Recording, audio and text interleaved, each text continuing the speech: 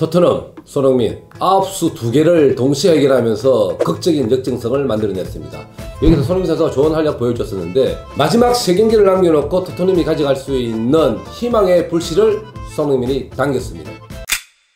손흥민 선수가 어제 아스날전에서 동점골을 만들어낼 때 상당한 기술이 필요한 것들을 만들어냈었죠.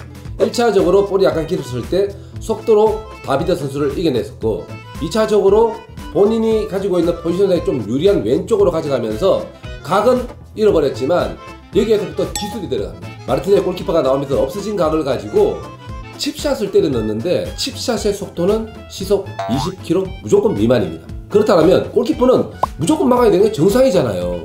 그렇다면 왜 쏘을까? 왜 못 막을까라는 게 여기에서 키포인트인데 그 설명을 드리겠습니다.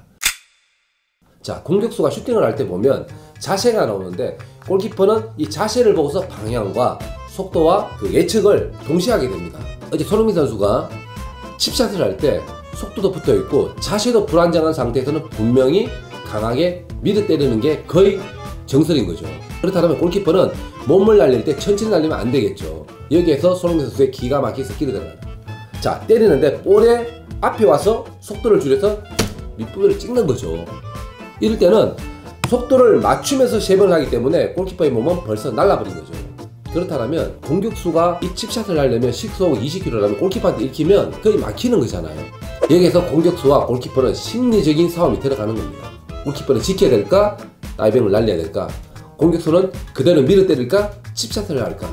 여기에서 이제 손흥민 선수가 좋은 타이밍을 만들어가면서 칩샷을 성공시켰던 거죠.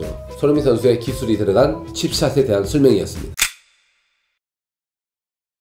지난 20경기 동안 라멜라하고 베르바인하고 선발 출전 몇 게임 들어갔죠? 또 라멜라와 베르바인이 가지고 있는 공격 포인트가 몇 개죠?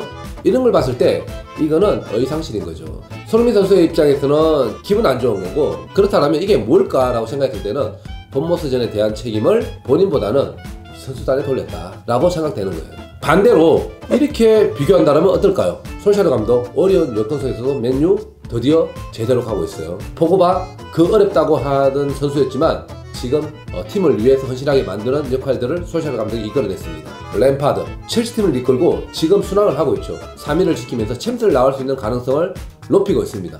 그렇다면 무리뉴보다는 솔샤르 감독과 램파드 감독이 훨씬 훌륭한 감독인 거죠. 이렇게 평가한다면 본인은 어떨까요? 베르바인과 라멜라와 손흥민을 비교했던 것처럼 솔샤르 램파드 그렇게 비교한다면 이게 비교 자체도 안 된다는 거죠. 공격수가 주어진 역할에서 골과 어시스트를 잘한다는 것은 팀 내 역할에서 모든 걸 다 잘했다고 평가받는 거예요. 분배를 본다면 주공격수는 골을 15골 넣게 되면 어시스트 5개에서 7개 정도, 반대로 미드필드에서 어시스트를 10개에서 15개 한다면 득점은 5득점 정도 한다는 거예요. 뭐냐면 자기 역할에서 잘하는 것들을 우선시하고 나머지 거를 만들어내는데, 손흥민 선수는 윙포드에서 골과 어시스트를 다 이렇게 동시에 텐텐을 만들어냈다는 거예요.